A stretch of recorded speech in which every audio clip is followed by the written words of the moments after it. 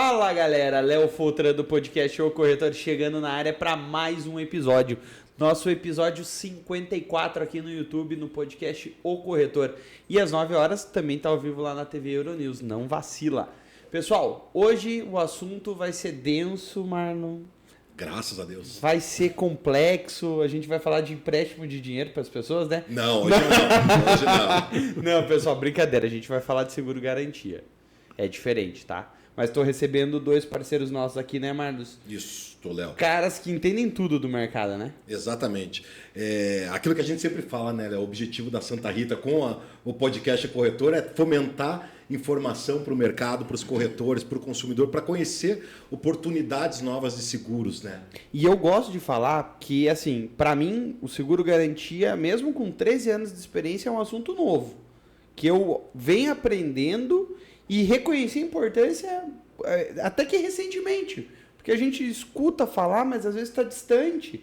E que nem a gente falando nos bastidores aqui com os convidados que a gente vai apresentar agora, é meio obscuro às vezes a abordagem que o corretor, a dificuldade que o próprio corretor, se não tiver capacitado, vai ter para chegar nesse assunto. Mas pessoal, vamos para as apresentações e vamos contar para vocês quem está aqui. Estou recebendo a Asas Garantia e a Trade Risk, que é um hub, né, Marlos, como a gente estava falando da Santa Rita, e pode auxiliar os corretores também, né? Isso mesmo. Marlos, faz a gentileza, apresenta os convidados para mim hoje. Obrigado, Léo. Eu já estou me sentindo em casa, já virei apresentador aqui, né? Léo, o objetivo da gente ter trazido hoje foram esses dois parceiros nossos, né? O Adriano Tomazoni da Trade Risk, que é o nosso hub de seguro garantias, tá? E o Gabriel Prezenski, que é da Asas Garantias, que é MJ. A gente vai falar um pouquinho também. Você sabe o que é uma MJ, Léo? Não sei. Então vamos começar, Gabriel. Boa tarde, Gabriel. Tudo bem? Boa tarde, gente. É um prazer estar aqui. Muito obrigado pelo convite. Nós da Asas Garantias, em parceria com a Alseg Seguradora, agradecemos muito essa oportunidade de poder falar um pouco do que é uma MGA propriamente dito e também abordar esse assunto palpitante que é o seguro garantia, né? Eu acho que o seguro garantia, o pessoal tem um pouco de receio, acha que é um bicho de sete cabeças. Ele é até um pouco diferente dos seguros tradicionais. Acho que o Adriano depois vai dar uma bela explicação aí sobre o seguro garantia também. Mas falando um pouco sobre MGA, Asas Garantias, a MGA é uma entidade, né, que hoje é muito conhecido nos Estados Unidos e na Europa, né? É uma operação muito conhecida. No Brasil, ela é bem recente, tem algo em torno de 10 anos que tem as MGAs. A Asas Group é uma das primeiras MGAs do Brasil. E a Asas Garantias tem por objetivo trazer um diferencial em relação ao seguro garantia, e nada mais é do que um departamento técnico de seguro garantia da Alseg, né? A MGA tem uma proposta de ter a sua política de subscrição. Ela trabalha em conjunto com a Alseg toda a parte do resseguro. E nós somos isso que eu falei, ou seja, basicamente o departamento técnico da Alseg como subscritores e como analistas de crédito, né? É quem disse se pode emprestar ou se não pode emprestar no final das contas. Dá o limite ou não dá? Dá ou não dá? E Léo, o que é legal? O Gabriel falou ali da Alseg, né? Você lembra que nós já viemos aqui com o Marcelo Freitas, o diretor comercial da American Life Seguradora, na oportunidade. Seguradora essa que até agora mudou o nome para Alseg, que mostra justamente esse o formato da companhia. Seguro garantia, seguro de vida, patrimonial, enfim, N outras carteiras que ela tem explorado. E o Gabriel que tem dado o norte aí quando se fala do seguro garantia. Perfeito. Agora vamos para o nosso próximo convidado, que vai falar quando o cara compra a coisa lá do celular nas Casas Bahia e faz a garantia. É isso que você vai falar hoje, Adriano? Não.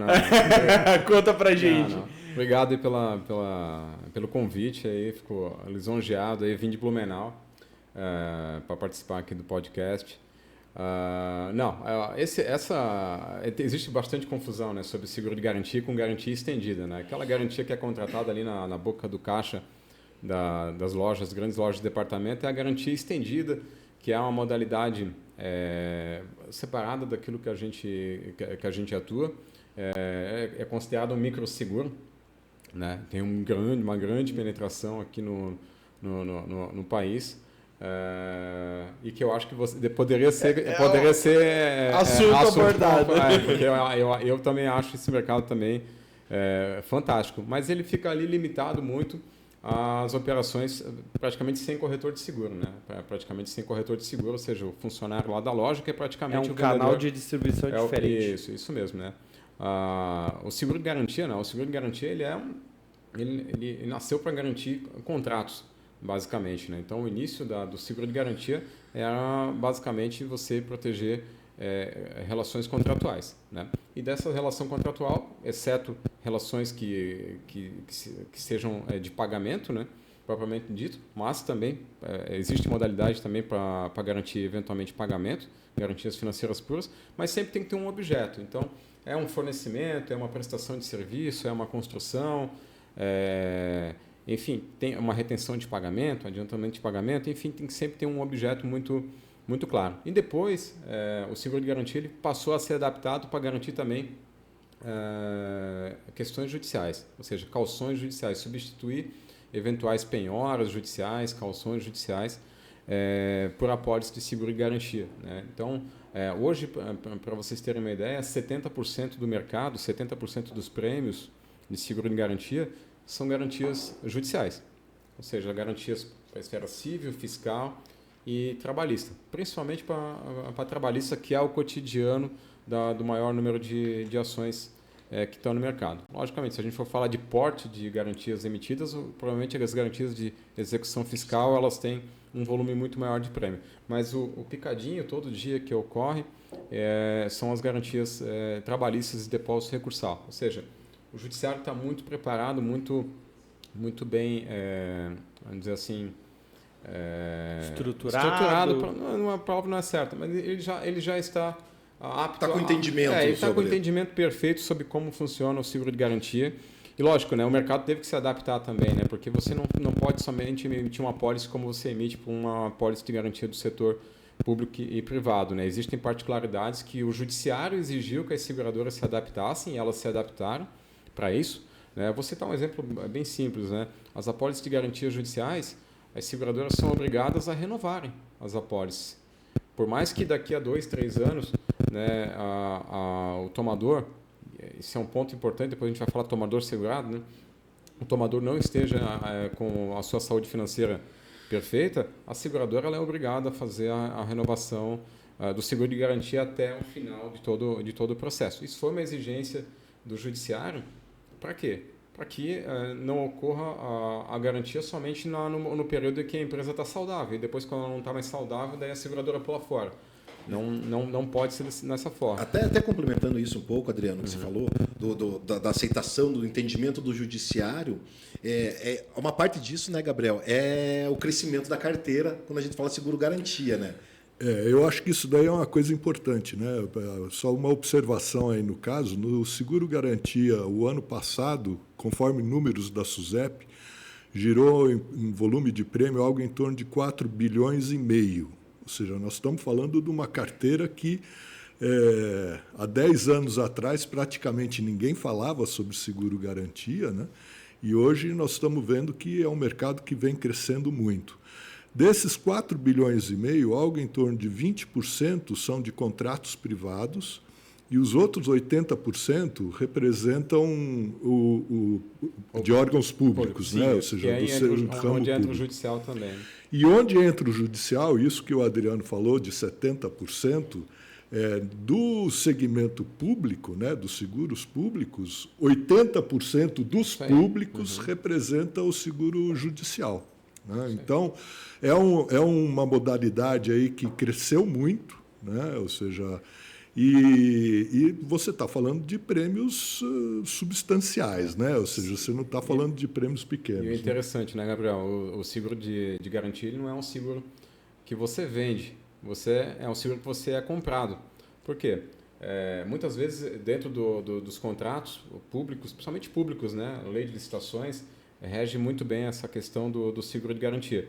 Você tem a exigência de apresentar uma apólice de seguro de garantia, por exemplo, para participar de uma licitação. Isso. Uma empresa vai participar de uma licitação pública e lá no edital diz que ele tem que apresentar uma caução. Então, ele tem lá algumas modalidades de caução a ser apresentada e uma delas é o seguro de garantia. Então, ele pode escolher uma ali, ou uma fiança bancária, uma caução em dinheiro, ou um seguro de garantia, ele tem que apresentar para que ele possa participar da licitação. Vai garantir de que se ele eventualmente vencer a licitação, ele vai assinar o contrato, né? E se ele vence a licitação e vai assinar o contrato, também está previsto uma outra garantia, que é a garantia de fornecimento, prestação de serviço, construção. Então,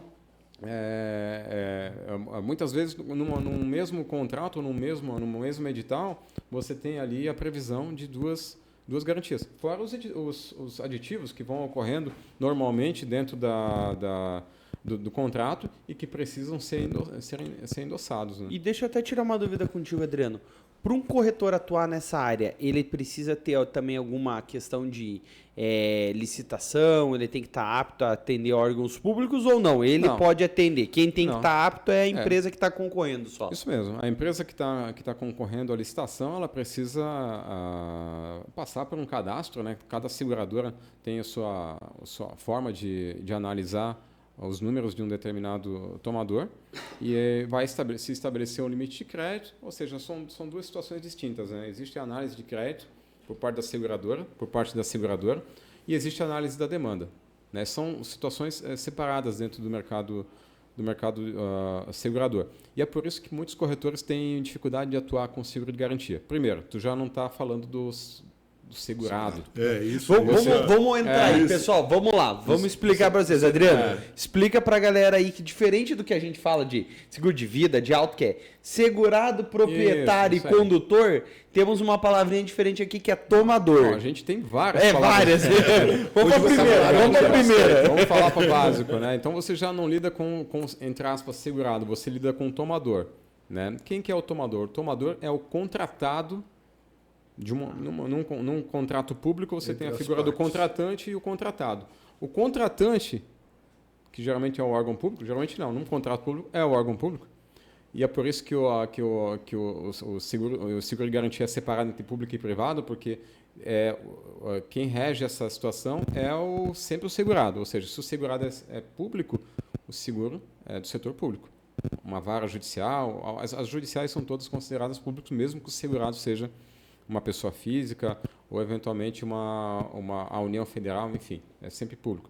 Mas o contratante é sempre o segurado e o contratado é o tomador. E é ele que é o cliente do corretor de seguro.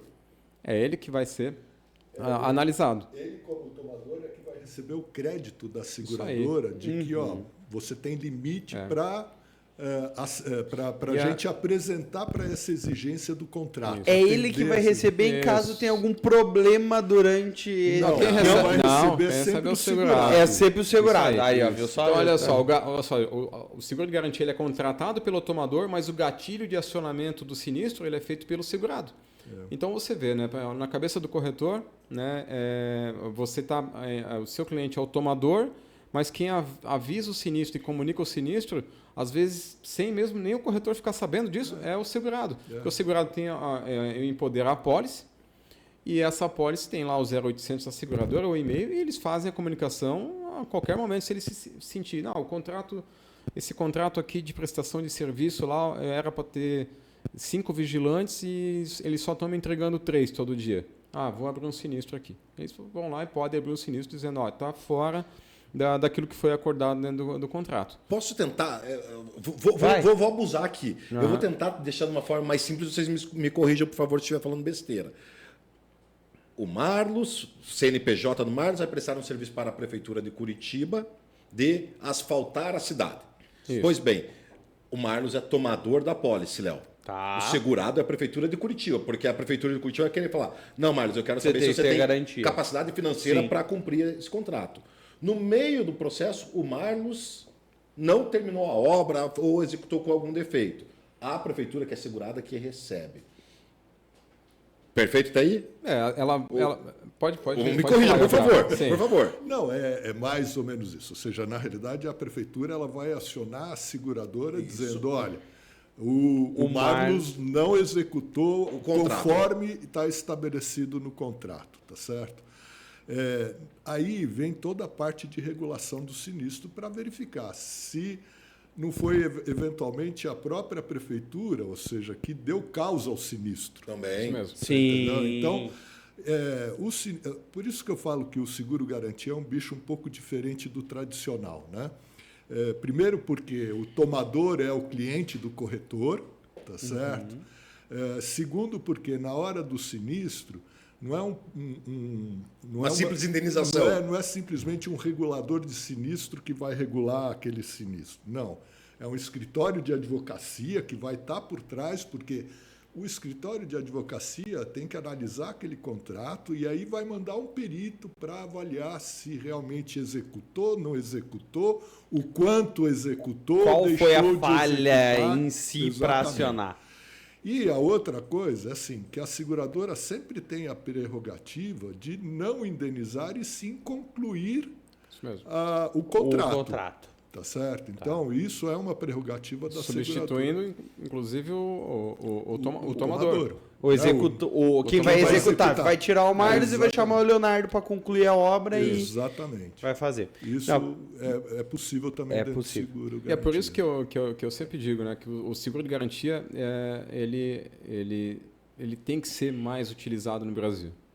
Os contratos eles têm que ser melhor elaborados, os contratos públicos têm que ser melhor elaborados para prever o seguro de garantia, mas principalmente os órgãos públicos que estão contratando, eles não podem simplesmente colocar uma cláusula lá sem saber para que serve o seguro, sem saber o momento que eles podem acionar, porque isso também, inclusive, é motivo de festa nas seguradoras, né? Porque muitas vezes ocorre o sinistro e o órgão público vai lá e faz uma licitação nova, cria por conta própria e esquece que às vezes ele tinha um direito a ter acionado uma apólice de seguro de garantia. Então, falta um pouco disso também no setor público, né? A gente ainda vê contratos públicos ainda sem cláusula de garantia, e quando a gente fala de setor público, a gente não está falando somente de uma prefeitura, a gente está falando, por exemplo, de uma empresa de economia mista. Às vezes uma empresa de saneamento que é meio pública, meio privada, ela também pode, e ela também contrata e ela também pode utilizar da cláusula de seguro de garantia,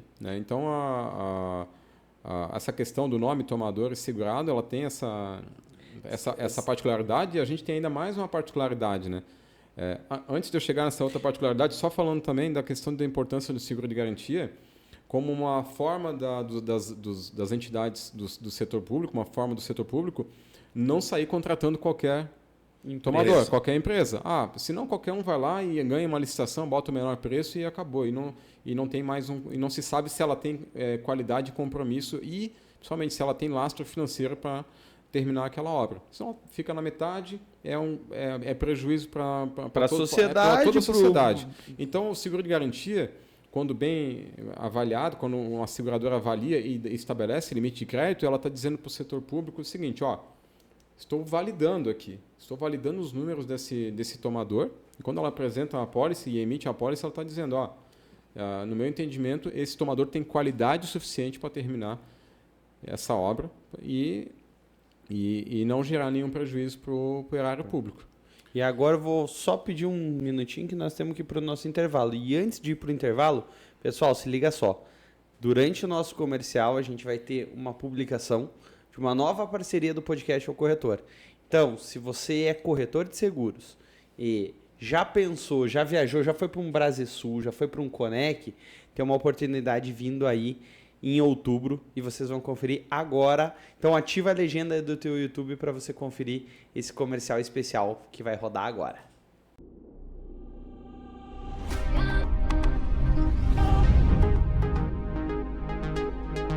I came a number of years ago as an attendee and I said, we're going to exhibit here the next year with our company, Insurmo, and we've attended every year since. speaking with the attendees and getting to learn a little bit more about what exactly they're looking for in this space and how amazed they are by all of the innovative ideas that people have in this industry. It's just so nice and refreshing to get everybody in the same room, collaborating, talking about what we're doing, talking about what's going on in the industry, and just really networking again. That is so valuable. If I could sum ITC up in one word. Networking, awesome. Memorable. Worthwhile. Exciting. Vegas.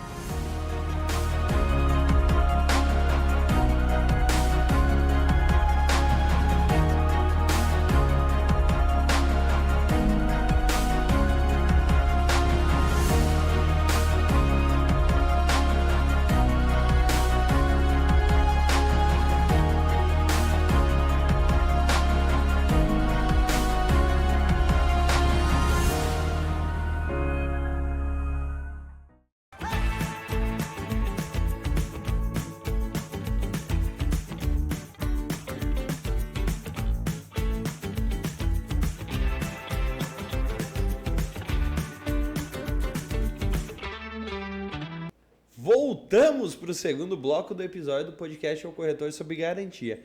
Pessoal, no primeiro bloco a gente já abordou diversos assuntos. A gente já viu como esse seguro ele é ele é muito mais denso do que os seguros popularmente vendidos.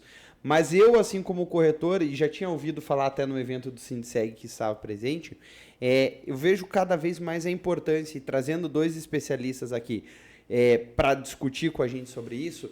Pessoal, corretores que estão nos assistindo, é mais uma forma de você vender um produto e mais um produto que o seguro, que tem lá aquele princípio de mutualidade, que a gente sempre fala de importância de responsabilidade civil, social e principalmente financeira quando a gente está falando da garantia, né? E E a gente, pessoal, falou ali um pouquinho de segurado, tomador, mas agora eu vou jogar a bola para os convidados aqui no sentido de como que funciona o seguro, quais são as áreas, como que a gente aborda, né? Quem que a gente tem que abordar, que nem a gente estava nos bastidores, para a gente vender, para o corretor chegar e comercializar, né? Então vamos lá, Gabriel. Já é a parte técnica, vamos começar tecnicamente falando. Como que funciona a contratação de um seguro assim? Bom, na realidade, assim, eu vou deixar a parte de como aborda o cliente para o Adriano. Para o Adriano falar um pouquinho.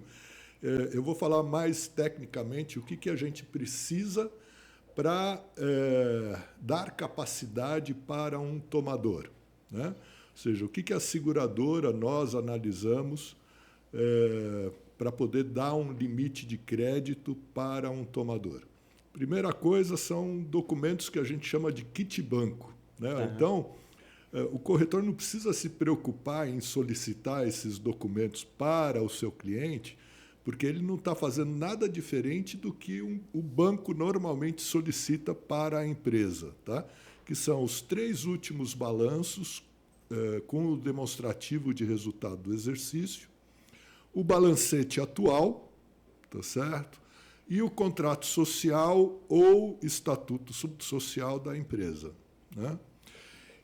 Tendo esta documentação, a seguradora, nós vamos analisar se esse tomador tem capacidade financeira ou não para que a gente conceda um limite, tá certo? E, em concedendo o limite, uma outra coisa que a gente solicita e exige é o contrato de contragarantia que o tomador deve assinar, né? Esse contrato de contragarantia é basicamente o seguinte, ou seja, é o documento que nós temos, nós, seguradora, temos, para uma eventual inadimplência, podermos nos ressarcir junto ao tomador, né, de eventuais prejuízos, né? Então, esse é um contrato de contragarantia que as seguradoras normalmente exigem e nós exigimos também. Entendi. Gabriel, então a gente falou primeiro, o primeiro passo é o cadastro do tomador, que muitas vezes é perguntado, né? Essa documentação que é enviada para a companhia, ela conceder o limite. Isso. E quando você fala do CCG, eu queria só que você reforçasse uma seguinte questão. Ah, não, então se der sinistro, a companhia vai pagar. A companhia, devido à regulação que você explicou ali como é que funciona, mas a seguradora tem o direito de voltar contra este tomador e falar, opa, você deu sinistro na pólice, me reembolsa aqui. Diferente no seguro de automóvel, no seguro de vida, enfim, funciona diferente nesse produto. Né? Na realidade, assim, ou seja, a seguradora sempre tem a possibilidade desse direito de regresso, né? Isso daí, às vezes, fica prejudicado, muitas vezes, quando acontece da empresa entrar em falência, né? E aí tem alguns impeditivos, eventualmente, para você se ressarcir. Mas é um contrato que garante à seguradora a possibilidade de buscar reduzir ou, pelo menos, minimizar os prejuízos que ela teve com aquela operação, né? E vocês também procuram resseguro para isso? Sim. Tem essa sim, parte, acho que também sim, é legal a gente falar, sim. porque é um mercado grande, né? Imagino que tenham outras companhias que, até de capital no exterior, eu acredito que tenha envolvimento. Na realidade, assim, ou seja, praticamente todas as modalidades de seguro, eu digo praticamente porque geralmente o automóvel nem tanto, Sim. né? Mas praticamente todas as modalidades de seguro, as seguradoras, elas se precavem para eventuais catástrofes ou grandes prejuízos, né? Então, para isso, que é a finalidade do seguro, que é o mutualismo, aí, no caso, onde você vai dividir esse prejuízo em várias partes para que cada parte tenha o menor prejuízo possível. Sim. A forma que existe dentro do mercado segurador é a seguradora montar um painel de resseguro, tá certo? Onde parte daquele risco fica com a seguradora e outra grande parte vai para os resseguradores. Isso acontece no seguro garantia também. Então, nós temos um contrato de resseguro, onde os nossos resseguradores são resseguradores de primeiríssima linha, né? Ou seja, essa é uma grande preocupação também, porque a gente tem que ter o respaldo de resseguradores que efetivamente vão comparecer na hora do prejuízo, né? Então, isso daí é um trabalho que nós fazemos também, de buscar esse painel de resseguradores e fechar um contrato de resseguro especificamente. Tá? Não, é importante. E outro ponto, só para concluir a parte técnica, né? Aí sim, depois que a gente concedeu o limite de crédito para o tomador vai ter as demandas, ou seja, aqueles contratos onde ele precisa apresentar o seguro-garantia, e aí ele manda esse contrato para a seguradora, onde nós vamos analisar aquele contrato e aí verificar quais modalidades estão sendo exigidas em termos de seguro-garantia. E um ponto importante que eu chamo muita atenção é o seguinte: eu, seguradora, só posso assumir um contrato apresentando o seguro-garantia desde que naquele contrato esteja especificamente definida a possibilidade de se apresentar o seguro-garantia. Ou seja, se ali só tiver só fiança bancária, não pode. Eu não posso apresentar o seguro-garantia, tá certo? Você tem que estar lá escrito fiança bancária ou seguro-garantia, ou só o seguro-garantia, enfim, mas tem que estar lá que o segurado ele vai aceitar o seguro-garantia, o contratante. Né? E quais as vantagens do seguro-garantia perante as outras formas de garantia, Gabriel? Então, na realidade, eu vou passar a palavra para o Adriano. Nós já combinamos algumas coisas aqui, entendeu? Pô, combinaram sem a gente, cara. A primeira coisa, eu acho que o Adriano é importante explicar para os corretores como é que é a abordagem para a venda do seguro-garantia junto ao tomador, ou seja, junto ao cliente. Como que ele vai chegar e falar, vamos fazer um seguro e daí, aí? Dentro dessa abordagem é que ele vai também falar quais são as vantagens do seguro-garantia. Bom, quando surge a demanda de seguro-garantia, geralmente ela surge já diretamente do tomador para com o corretor. Não, né? Um tomador que participa, por exemplo, de licitações públicas, ele tem essa necessidade de apresentar garantias, então ele vai buscar, eventualmente, um corretor. Lógico, se o corretor identifica uma empresa que participa constantemente de licitações públicas, ela provavelmente já está emitindo com algum corretor. O ideal é que ele converse com esse tomador para tentar buscar trazer ele como um cliente, assim como ele vai falar sobre frota, assim como ele vai falar sobre property, assim como ele vai falar sobre qualquer outro ramo, né? Um ponto que é importante, a gente está muito acostumado a falar de forma técnica, né? E às vezes a gente esquece que a gente está falando às vezes com um corretor que não entende muito do o tomador também. Eu sempre brinco aqui, Adriano, que a gente fala assim, sinistro, a gente sempre explica que é evento, para a gente tentar popularizar esse segurez nosso. A gente falou aqui o termo CCG, a gente esqueceu de falar o que é o CCG. Significa.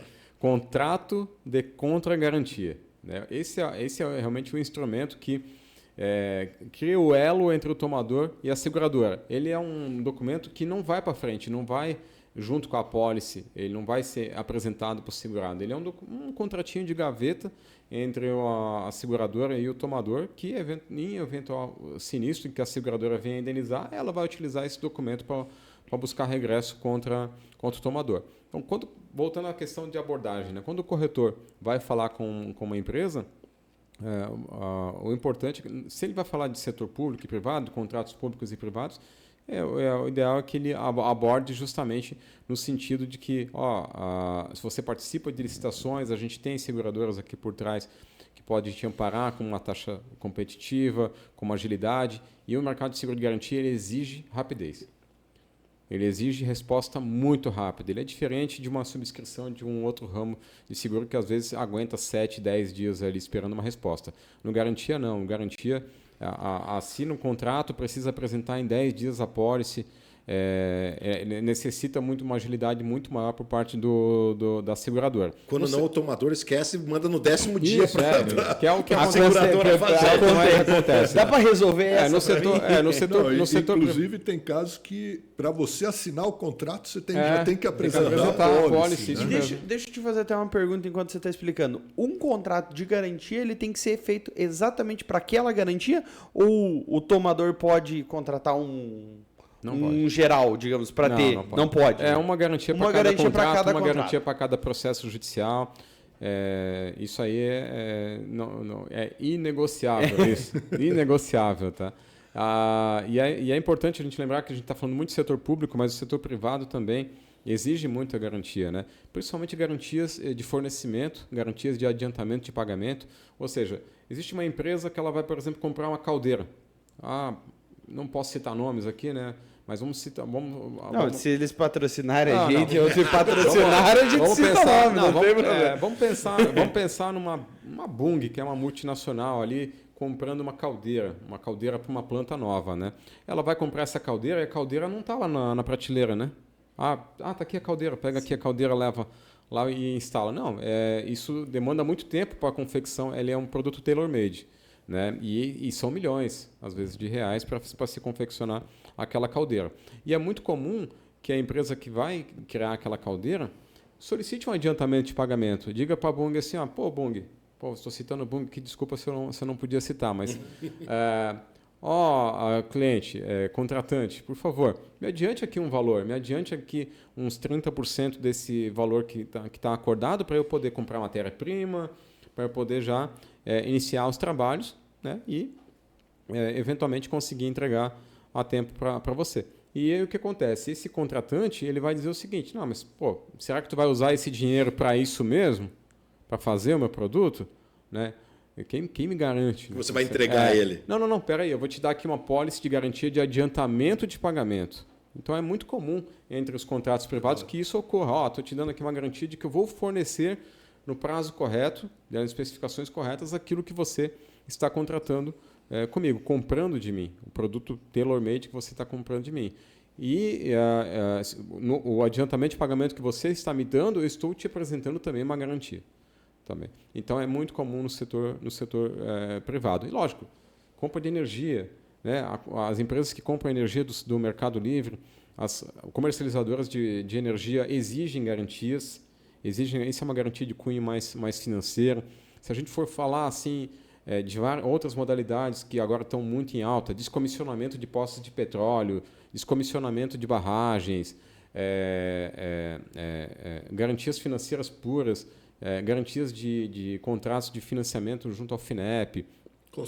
Concessões. Né? Então, assim, existe uma infinidade de modalidades que podem ser exploradas pelo corretor. Adriano, se me permitiu, que eu tenho tido mais demanda dos corretores que a gente atende ali, muitas vezes, meu cliente... No caso, ele vem falando meu segurado. meu segurado. A gente já sabe que é meu tomador. Exatamente. Está com uma ação e ele vai ter que depositar segunda-feira 10 milhões por discussão de imposto ou por trabalhista, enfim. Também é uma modalidade onde o corretor pode abordar. Muitas vezes essa empresa já tem algum dinheiro parado, né? Também. Em depósito judicial. E eu acho que é legal, aí é a pergunta cabeluda mesmo, né? Dá uma base para o corretor que está nos ouvindo, porque a gente está falando de valores grandes. Sim. De quanto que ele paga? Porque quando você escuta lá uma garantia de crédito, às vezes o cara tem que depositar 50, 70 e deixar parado lá. Explica também para o pessoal que está nos assistindo como que funciona. Esse é um dos benefícios do seguro de garantia, né? Ele, perante um depósito judicial que deixa o dinheiro parado, com uma correção praticamente mínima, ele é muito barato. Ele tem uma taxa anual muito barata. Dependendo do porte do tomador, essa taxa pode aí variar entre 0,3% a 1% do valor da importância para ser garantida. Da importância segurada. E o principal, né? Como é que você aborda, por exemplo, uma empresa para falar sobre garantia judicial? Porque é um assunto complexo dentro das empresas, né? Você vai lá e vai chegar para uma empresa e vai falar, e aí, como é que estão as tuas demandas judiciais aí? Né? Vocês estão sendo processados? Vocês estão sendo processados? Tá muito, é complicado as empresas falarem disso. Se você tem você já tem uma certa tranquilidade de conversar com a empresa, você pode conversar no seguinte sentido, demandas judiciais ocorrem, né? Você pode às vezes ser autuado pela Receita por uma situação em que você não concorda. E você quer discutir aquela autuação, aquela multa, aquela não concordância com relação ao cálculo de impostos. E você tem que entender de que se você necessitar apresentar garantias, para recorrer desse processo, você pode apresentar uma garantia judicial. Você não precisa calcionar isso em dinheiro, você não precisa recorrer a um banco numa fiança bancária, que é muito mais caro e muito mais burocrático também. Exige muito mais do tomador do que do seguro de garantia. O seguro de garantia tem o mutualismo por trás, tem a contragarantia, o instrumento de contragarantia, mas ele não é um documento que fica apontado lá no Banco Central. A fiança bancária já tem uma outra conotação com relação a isso. Então, ele é mais burocrático, ele é mais custoso para as empresas. A tendência é de que sempre o seguro de garantia seja mais rápido, menos burocrático e menos custoso para as empresas. Então, se a empresa necessita apresentar garantia, que ela procure o corretor o quanto antes.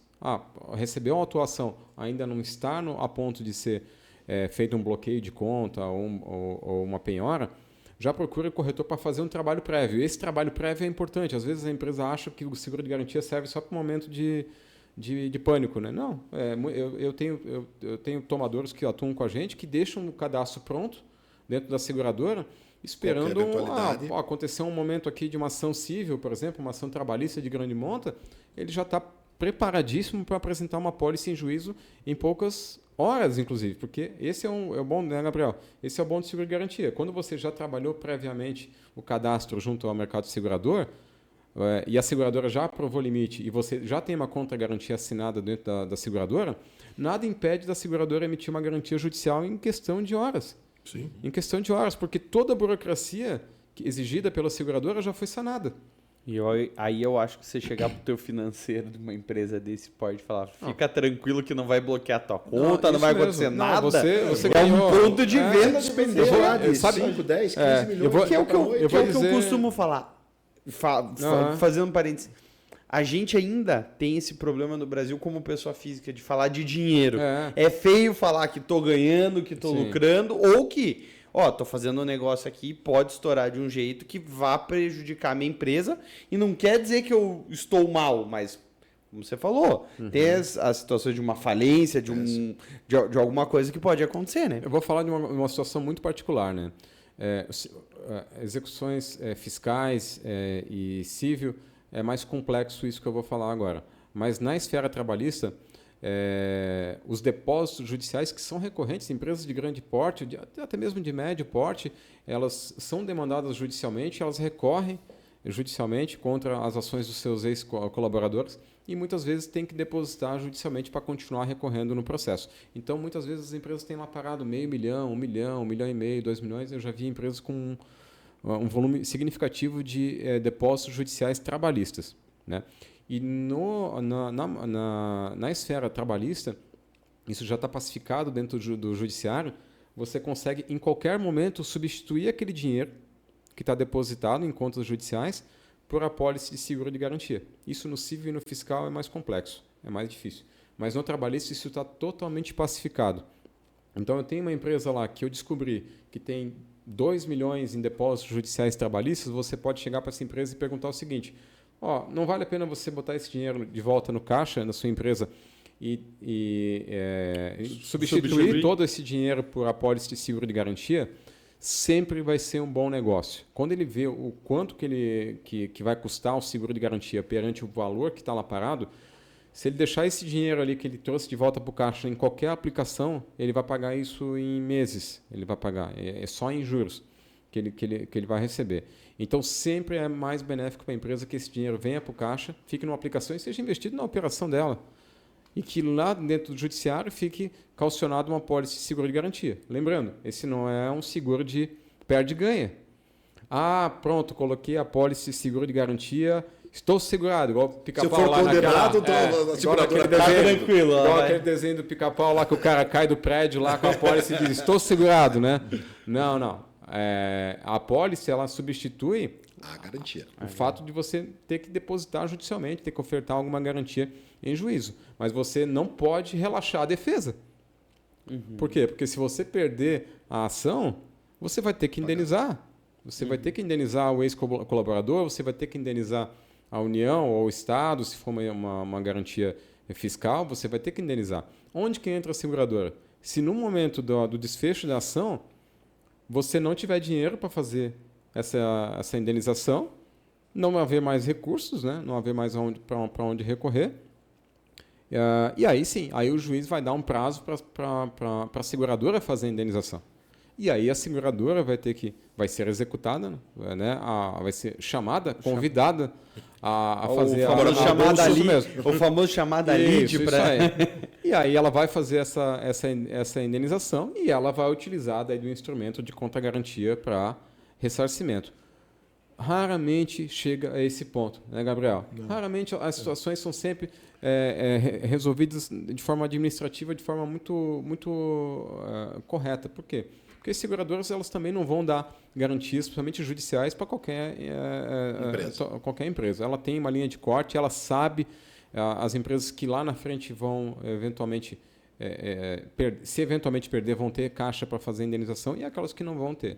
Então, esse é um seguro que também tem o seu crivo severo, também tem o seu crivo mais particular com relação à aceitação. As garantias do setor público e privado, elas tendem a ter uma flexibilidade maior das seguradoras em aceitação. Agora, quando a gente vai para as garantias judiciais, não as trabalhistas pequenas, mas quando a gente fala de civil e fiscal, a linha de corte das seguradoras ela é muito mais elevada. Então, não adianta você ir lá para uma empresa lá de uma ME, uma microempresa individual ali, uma MEI, falar de garantia judicial, porque não é o foco. Assim.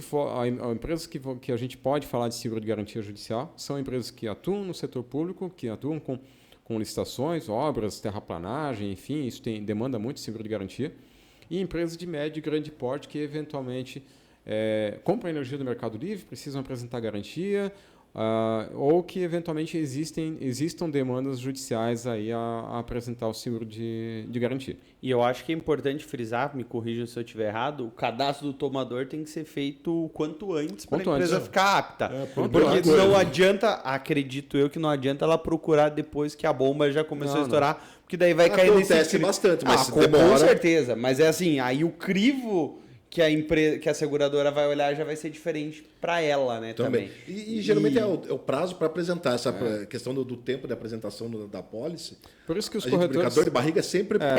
O certo, eu acho que para os corretores que estão nos olhando é procurar a Santa Rita, procurar o Adriano aqui e falar assim, gente, vamos pegar as nossas empresas aqui, já vamos deixar tudo bonitinho, cadastrado, os tomadores. Se acontecer, a gente for comercializar...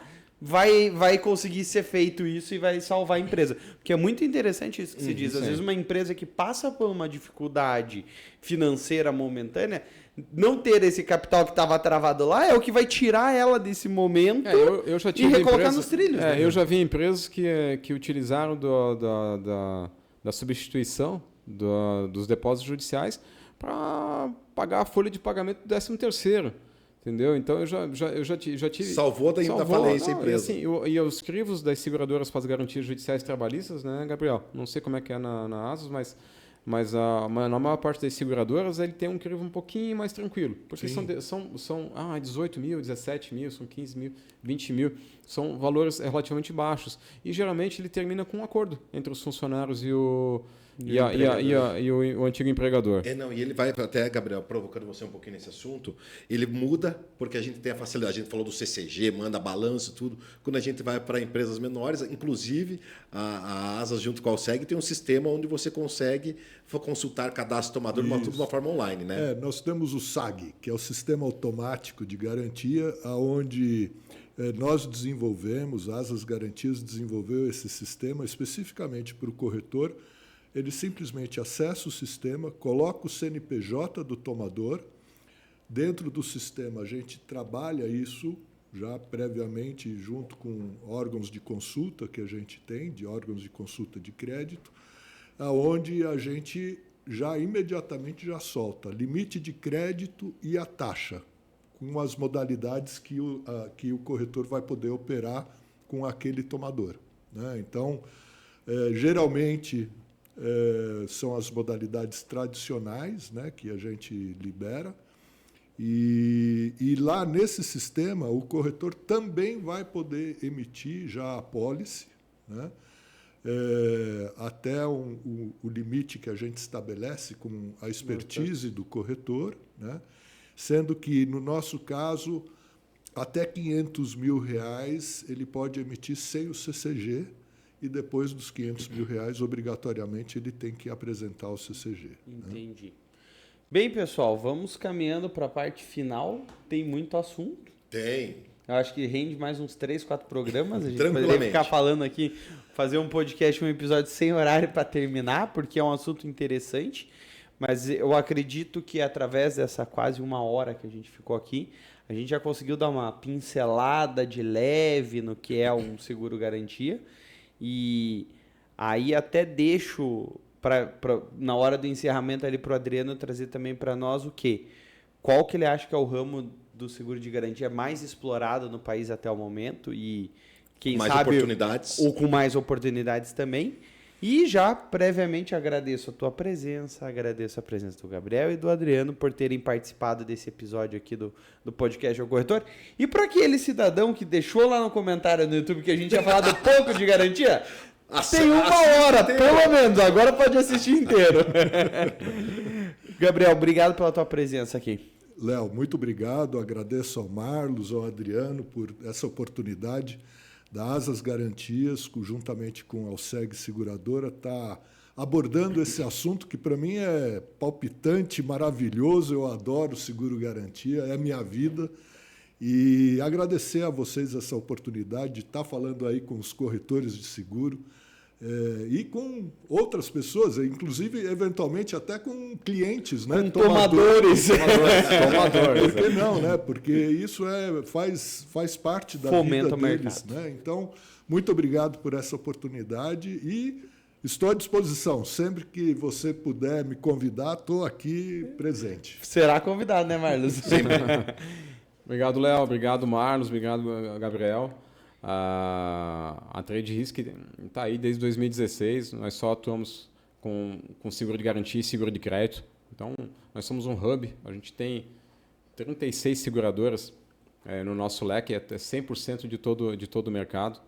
Mas ele gosta mais da Mas Alseg. eu gosto mais da Alseg. Marcelo gostou agora dessa frase lá. O Gabriel não perdeu a oportunidade, foi bem rápido. Então, é necessário a gente ter muitas seguradoras por trás. E é interessante você ver que tem 36 seguradoras de garantia e você não tem 36 seguradoras de automóvel. Você não tem 36 seguradoras de transporte. Por quê? O garantia ele é a porta de entrada de muitas seguradoras. Eles preferem muitas vezes entrar pelo garantia, tem uma despesa administrativa menor, né, você acaba impulsionando o prêmio, porque é como eu falei lá no começo, né, o garantia você não vende, você muitas vezes é comprado. É comprado. E eu queria reforçar um pouco também a questão dos MGAs, né? A Asas é um MGA e os MGAs têm crescido muito no Brasil.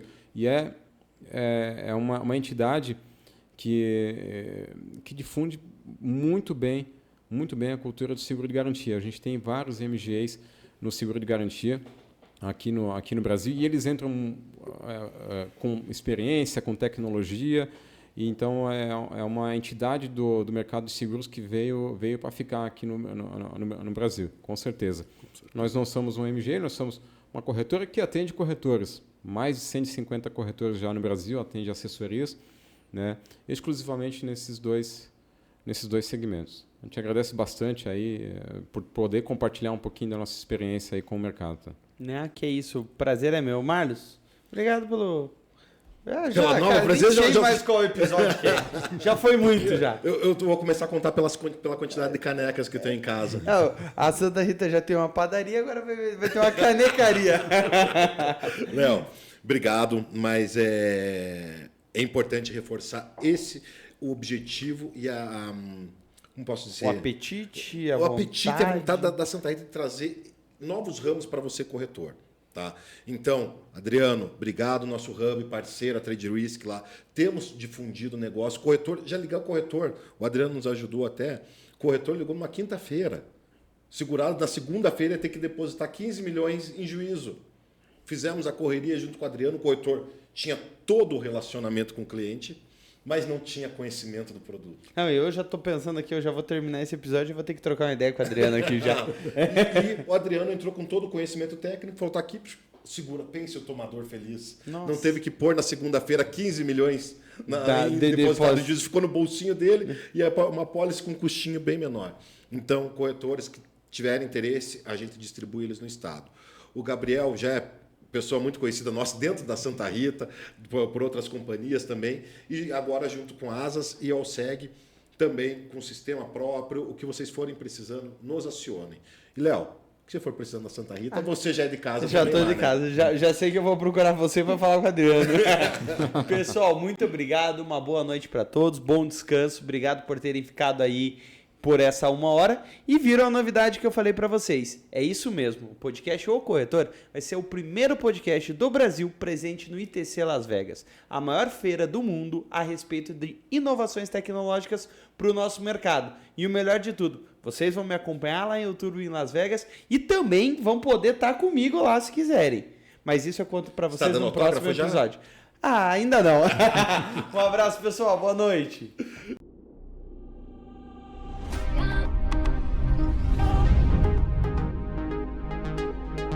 I came a number of years ago as an attendee and I said, we're going to exhibit here the next year with our company, Shermo, and we've attended every year since.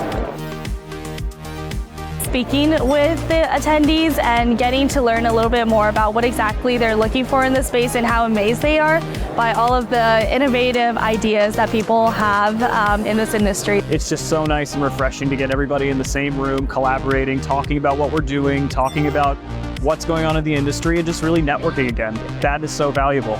If I could sum ITC up in one word, Networking, Awesome. Memorable. Worthwhile. Exciting. Vegas.